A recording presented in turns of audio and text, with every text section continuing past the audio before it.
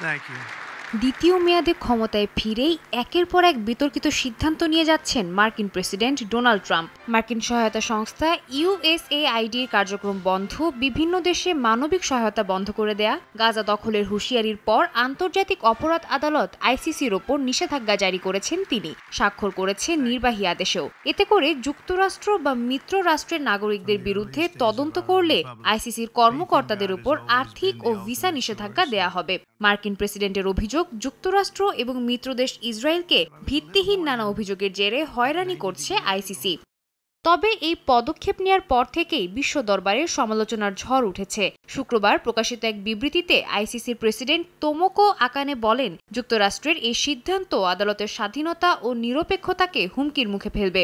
এতে বিশ্বজুড়ে ন্যায় বিচার নিশ্চিতের প্রক্রিয়া বাধাগ্রস্ত হবে। এ অবস্থায় আইসিসির পাশে এসে দাঁড়িয়েছে যুক্তরাজ্য, জার্মানি ও ফ্রান্সের মতো বিভিন্ন সদস্য রাষ্ট্র।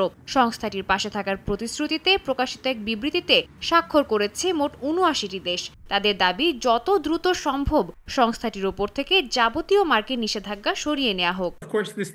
বিশ্লেষকদের দাবি, ট্রাম্পের এই অযৌক্তিক পদক্ষেপের বিরুদ্ধে এখনই সবার সোচ্চার হওয়া উচিত। তা না হলে জঘন্যতম অপরাধ করেও অনেক অপরাধী পার পেয়ে যাওয়ার সুযোগ তৈরি হবে।